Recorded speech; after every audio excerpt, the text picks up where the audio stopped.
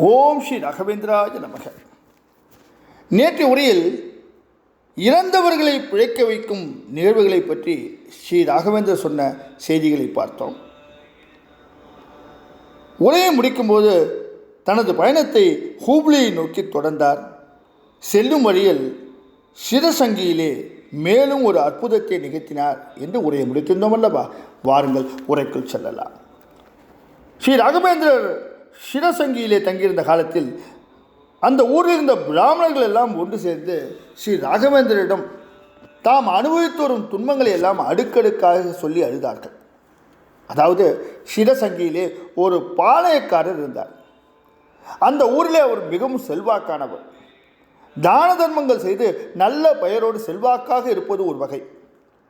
மற்றோரை அதட்டி மிரட்டி ஏய்த்து ஏமாற்றி தனக்கு மற்றோரெல்லாம் அடங்கியிருக்குமாறு செய்து செல்வாக்கோடு இருப்பது மற்றொரு வகை. இதில் சிரசங்கி பாளையக்காரர் இரண்டாவது வகை. அவர் செய்து வரும் கொடுமைகள் ஏராளம். அந்த கொடுமைகளுக்கெல்லாம் காரணம் அவரிடம் குடிகொண்டிருந்த பிடிவாதமான எதிர்ப்புவாத கொள்கையே ஆகும். வேதங்களும் மந்திரங்களும் உபயோகம் இல்லாதவை. அதற்காக செலவிடும் நேரமும் யாகம் என்ற பெயரில் ஹோமம் வளர்த்து அதிலே திரவியங்களை கொட்டுவதும் வீணானவை, உபயோகம் இல்லாதவை, யாருக்கும் பலன் தராதவை என்பது அவரின் கொள்கை. மந்திரங்களையும் வேத சாஸ்திரங்களையும் மட்டும் அவர் வெறுக்கவில்லை. அவற்றையெல்லாம் அனுஷ்டானம் செய்யும் பிராமணர்களை கண்டால் அவருக்கு துச்சம். அதனால் அவர்களையும் அடியோடு வெறுத்தார்.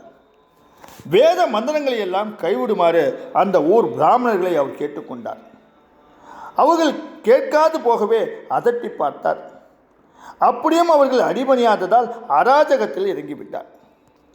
பிராமணர்களின் நிலங்கள் அனைத்தையும் தாமே உழுது பயிரிட்டார். அதில் விளைவதையெல்லாம் தானே அனுபவித்தார். பிராமணர்கள் எவ்வளவோ தடுத்தும் தனது அராஜகத்தினால் அவர்களை ஒடுக்கிவிட்டார்.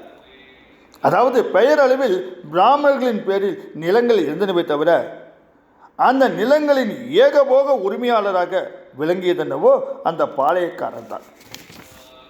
இதுவல்லாமல் அவர்களுக்கு எந்தெந்த விதங்களில் தொல்லைகளை தர முடியுமோ அப்படியெல்லாம் இம்சைப்படுத்தி கொண்டிருந்தார்.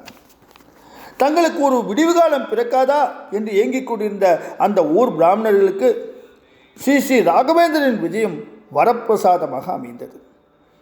தங்களுக்கு நேர்ந்து கொண்டிருக்கும் துயரமான அனுபவங்களை ஸ்ரீ ராகவேந்திரனிடம் சொல்லி அழுத வண்ணம் நின்றிருந்த போது ஸ்ரீ ராகவேந்திரர் அவர்களை நோக்கி திருக்கரத்தை அசைத்து ஆசி வழங்கி புன்னகை பூத்தார். உங்களுக்கு ஏற்பட்டிருக்கும் துன்பம் எனக்கு தெரியாததா? அதற்காகத்தானே இந்த ஊரில் சில நாட்கள் தங்குவதற்காக திட்டமிட்டிருக்கின்றேன் என்று சொல்வதைப் போல இருந்தது அவரது அருள் வீசும் பார்வை. அந்த பார்வையின் வசீகரத்தால் தன்னுடைய துன்பங்களை எல்லாம் மறந்தார்கள் அங்கிருந்த பிராமணர்கள். பிறகு அங்கிருந்து சென்றார்கள். அடுத்த நாள் ஸ்ரீ ராகவேந்திர சுவாமிகள் சிரசங்கியிலே யாகம் வளர்க்கப் போவதாக அறிவித்தார். அந்த செய்தி ஊரெங்கும் பரவி பாளையக்காரரின் செவிகளுக்கும் எட்டியது. உடனே அவர் வெகுண்டெழுந்தார். இதுநாள் வரை யாகம் நடத்த விடாமல் தடுத்து வந்த பாளையக்காரருக்கு ஸ்ரீ ராகவேந்தர் அந்த ஊரிலே யாகம் செய்ய போவதாக அறிவித்ததில் அளவிலா கோபம் கனன்று எரிந்தது. அந்த வேகத்தோடு ஸ்ரீ ராகவேந்தர் தங்கியிருந்த இடத்துக்கு சென்றார். நீங்கள் இந்த ஊரிலே யாகம் செய்ய போவது எனக்கு கொஞ்சம் கூட பிடிக்கவில்லை. அப்படியா? என்னுடைய சொல்லின்படிதான் இந்த ஊரே நடந்து வருகின்றது. அப்படி இருக்கும்போது என்னை கேட்காமல் நீங்கள் யாகம் செய்ய போவதாக அறிவித்தது மிகப்பெரிய தவறு. சரி, விஷயம்தான் தெரிந்துவிட்டதே, இனி சம்மதம் தரலாமே. எனக்கு இந்த மந்திரங்களை கண்டாலே பிடிக்காது. வேதம் வேதம் என்று சொல்லிக்கொண்டு உங்கள் நேரத்தை வீணாக்குவதோடு மற்றவர்களையும் ஏமாற்றிக் கொண்டிருக்கின்றீர்கள். மந்திரங்களுக்கென்று எந்த ஒரு தனியான சக்தியும் கிடையாது. அதை மூலதனமாக வைத்து உங்கள் பிராமண ஜாதி மற்ற சமூகத்தினரை ஏமாற்றி தமது வயிற்றை நிரப்பிக் கொண்டிருக்கின்றது. உங்களை பெரிய மகான் என்று ஊரெல்லாம் கூறிக்கொண்டு திரிகின்றார்கள்.